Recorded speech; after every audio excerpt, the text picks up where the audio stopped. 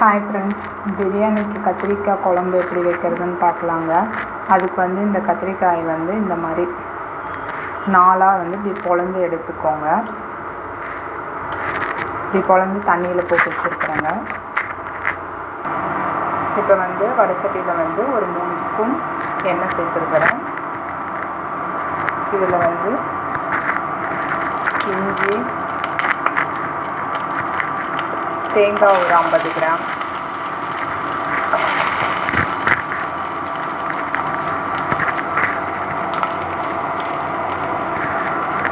மிளகு 1/2 ஸ்பூன், சீரகம் 1/2 ஸ்பூன், சோம்பு 1/2 ஸ்பூன் சேர்த்துக்கோங்க.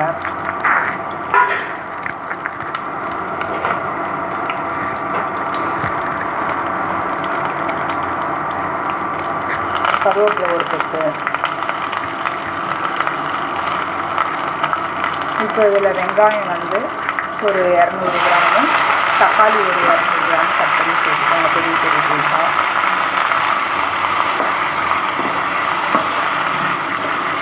இதெல்லாம் சேர்த்து நல்லா வதக்கி விடுங்க.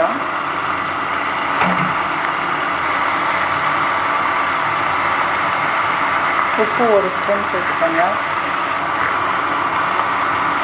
மஞ்சள் ஒரு 1/4 ஸ்பூன்.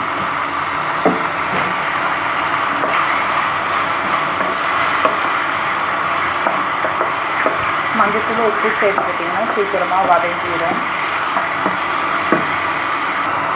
பூண்டு பல் ஒரு 10 சேர்த்துக்கோங்க.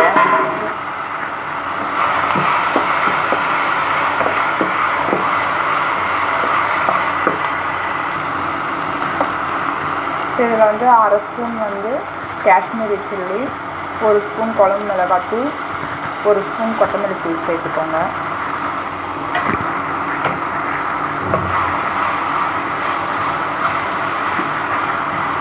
மிளகாத்தூள் எல்லாமே சேர்த்து ஒரே 1 நிமிஷம் வதக்கிடுங்க. வதக்கிட்டு இப்போ ஆஃப் பண்ணிவிட்டு ஆற வச்சிடுங்க. ஆற வச்சு மிக்ஸி சேர்த்து நல்லா நைஸாக அரைச்சிக்கோங்க. இந்த அளவுக்கு நல்லா நைஸாக அரைச்சிக்கோங்க. இப்போ இந்த மசாலாவை எடுத்து இந்த கத்திரிக்காய்க்குள்ளே இது பண்ணலாங்க, ஸ்டஃபிங் பண்ணலாம். கத்திரிக்காய்க்குள்ளே எல்லாம் ஸ்டஃபிங் வச்சு இந்த மாதிரி வடசட்டியில் ஒரு 3 ஸ்பூன் எண்ணெய் ஊற்றி இந்த மாதிரி அடுக்கி வச்சுருங்க. இப்போ இதை மூடி போட்டு வேக வைங்க. இந்த அளவுக்கு எண்ணெயில் சேர்த்து வேக வச்சுக்கோங்க. கத்திரிக்காயை திருப்பி திருப்பி போட்டு மூடி வச்சு வேக வச்சுக்கோங்க. இப்போ இந்த கத்திரிக்காய் வெந்துருச்சுங்க. இப்போ இது எல்லாத்தையும் ஒரு பிளேட்டில் எடுத்து வச்சிடலாம். இப்போ வடசட்டியில் நல்லெண்ணெய் 1 ஸ்பூன் சேர்த்துருக்குறேங்க.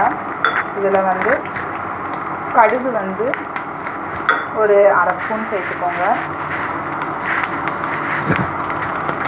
கருவேப்பிலை போட்டுக்கோங்க. ஒரு பெரிய வெங்காயம் கட் பண்ணி சேர்த்துக்கோங்க. இப்போ இதை வதக்கி விடுங்க.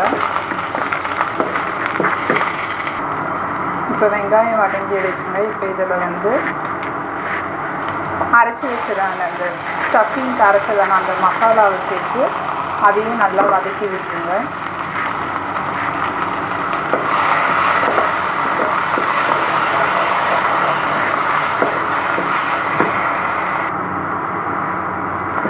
இப்போ இது வதங்கிடுச்சு. இப்போ இதில் ஒரு சின்ன நெல்லிக்காய் சைஸ் புளியை கரைச்சி சேர்த்துக்கோங்க.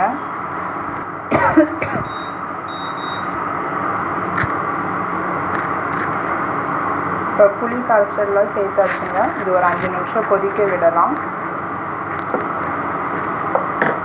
இப்போ குழம்பு 5 நிமிஷம் கொதிச்சிருச்சு. இப்போ வேக வச்ச கத்திரிக்காயெல்லாம் எடுத்து உள்ளே சேர்த்துடலாங்க.